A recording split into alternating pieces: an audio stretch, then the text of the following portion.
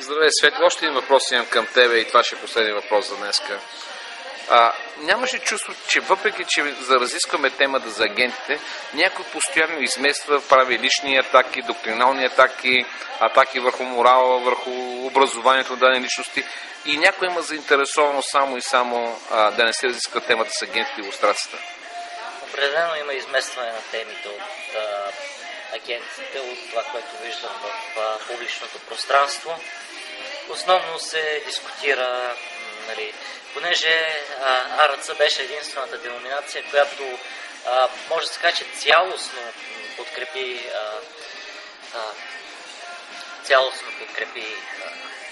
Категорично по-скоро, защото ние знаем силно само ти си. Конгрешаните също подкрепиха. Да, методистите излезаха чисти, но не бяха толкова категорични. Да. Но в общи линии ние сме по-скоро единаци от останалите, но АРС беше доста категорична в преценките си. Атаките... Добре, ако АРЦ толкова категорично осъдиха агентите, как така сега изведнъж всички обявяват, че Бакалов е бил агент? Едва ли не.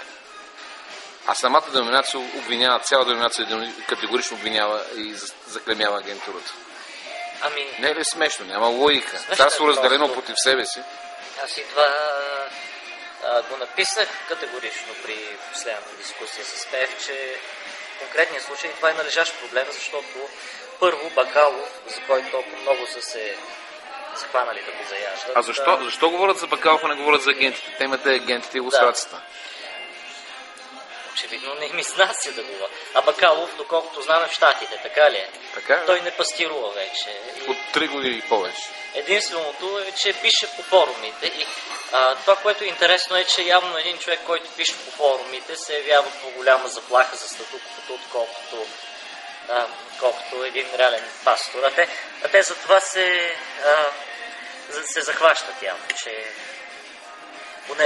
понеже говори неща, които не се харесват на хората от статуквото. Мислиш ли, че българските читатели и зрители и така нататък ще се хванат на въдицата с изместване на темата?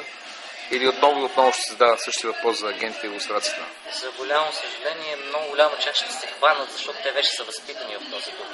Те вече са възпитани по начин да не противоречат да не подлагат на съмнение. Хайде да не кажем противоречат, но да не подлагат на съмнение всичко, което се казва като официална позиция от тяхната църква. Много от тях, онзи ден, когато говорихме последно, направихме едно интересно сравнение между филма Матрицата. В крайна сметка, когато един човек е доста дълго време в Матрицата, той започва да я пази. Хареса му да живее в Матрицата и това е. И няма как. Има хора, които ще пазят, да се борят с статуквото. Някои от тях може би ще го направят, защото вярват съвсем искрено, че те правят добро. Други от тях ще го направят в името на мира, но това, както казахме, вече не е мир, е просто едно примирие. И все пак се надявам, че... Може ли да има мир с дявола?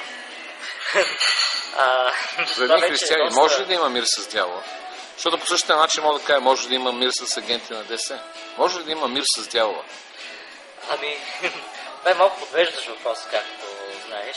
Все пак духовната борба, която се води в момента и която е спечелена по принцип от Исус Христос, е война срещу дявола и неговите ангели. Сега, ако направим една много интересна аналогия, защото аз не съм се размислил до този момент толкова сериозно, но ако направим една интересна аналогия, добре да приемем, че ние воюваме. От една и друга, от една страна отстъпва, от другата страна не отстъпва, добре отиваме да сключваме примирие.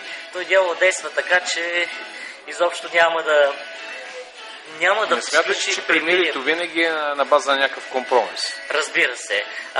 А може ли да правим компромис с вярата си, с Господа, категорично с истината? Именно това е едно от най-силните оръжия на дявола, така че достатъчно така заговорихме с...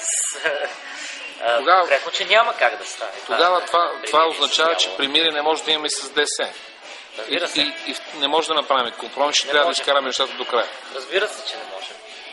С дявола, с ДС няма как да направим компромис. Какво общо има Христос с Сатана и с Велиала?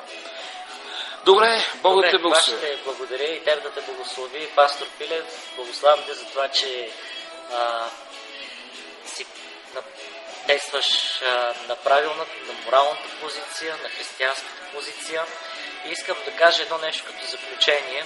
Ясно е, че с дявола няма как да имам примирие и колкото и да се опитваме да сключваме примирие с друга страна, то ще стане или с компромис, или просто няма как да стане. Но явно в това отношение изоставаме, защото в Германия няма Йоаким Гал, президента. Той е бивш пастор.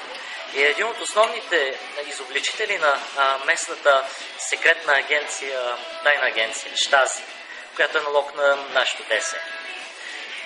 Въпросът, който аз продължавам да си задавам е къде в България са българските галковци?